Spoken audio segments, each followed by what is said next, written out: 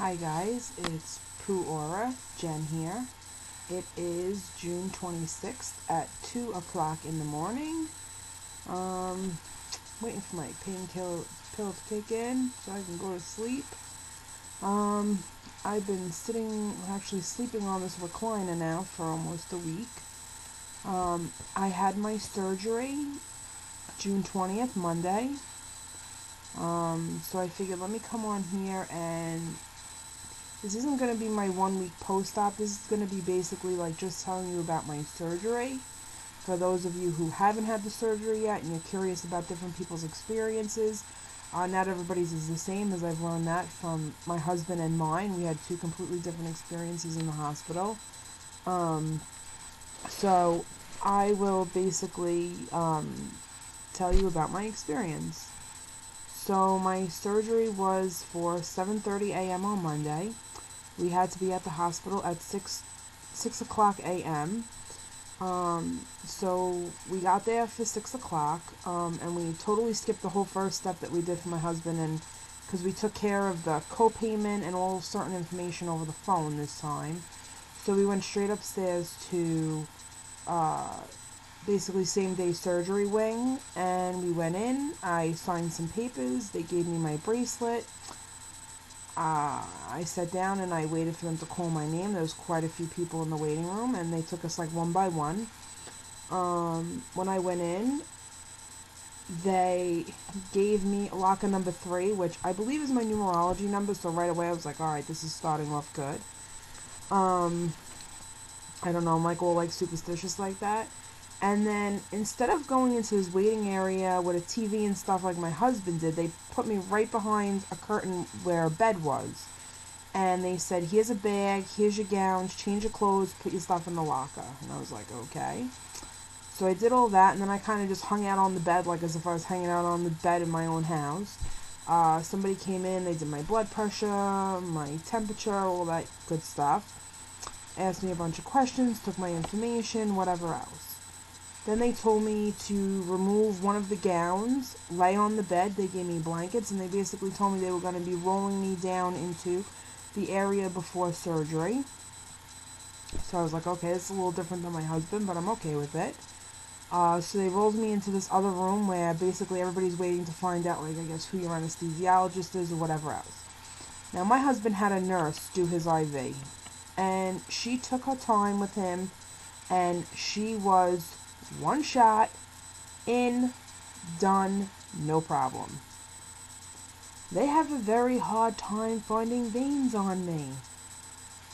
So I got the anesthesiologist. Yay, he wanted to do my IV. Was I happy? Not really.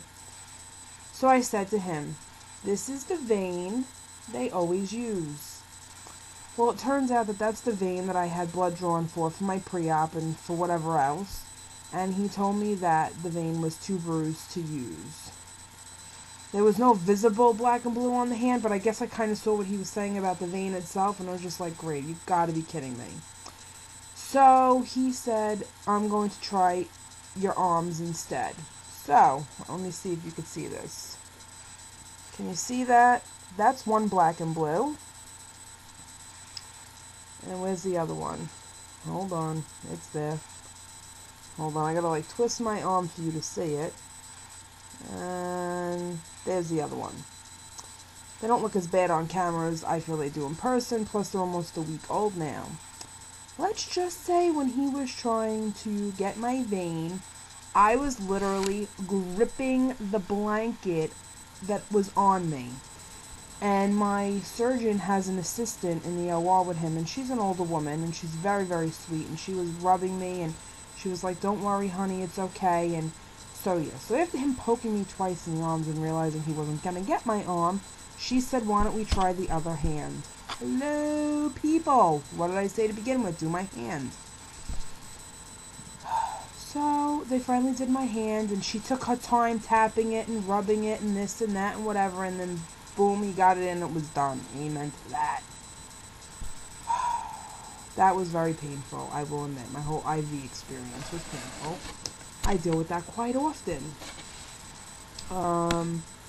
So then after that, the anesthesiologist talked to me, asked me if I've ever had a problem with anesthesia before. I said no, which I haven't, this, that, the other, whatever.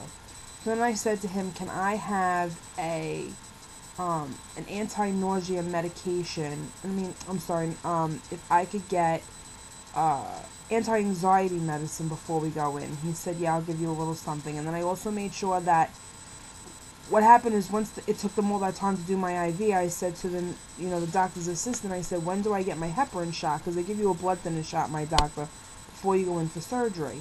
And she says, listen, you've been through enough with the needles right now.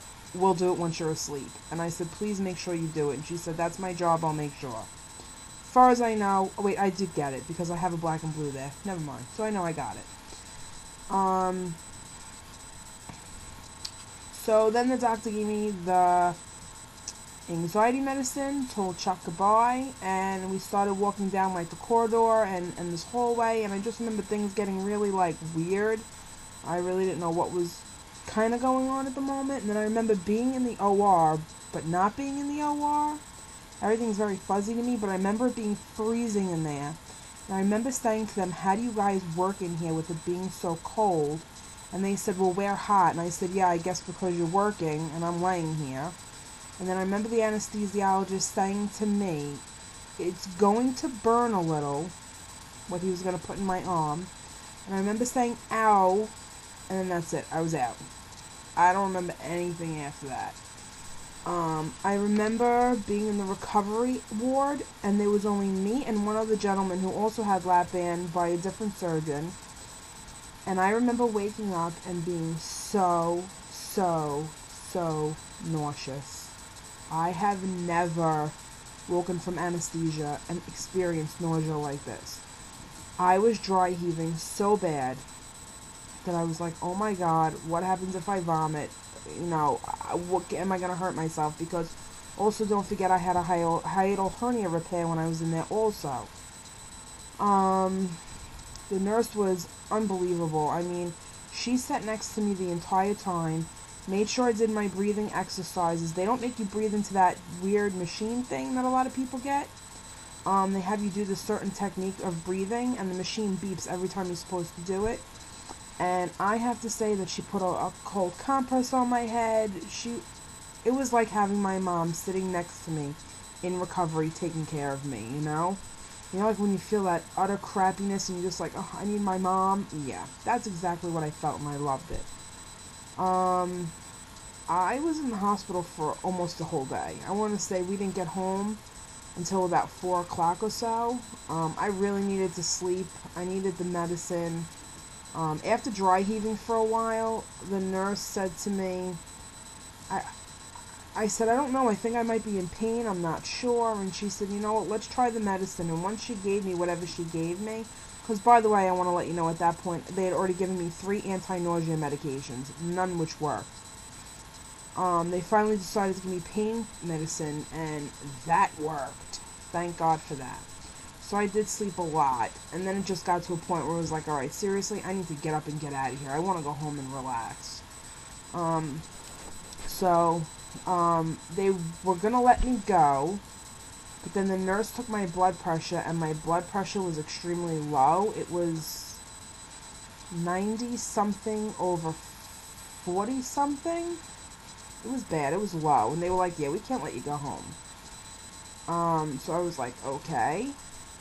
So when it finally got up to like 119 over, it was like 119 over 80-something, they were like, okay, you can go home now.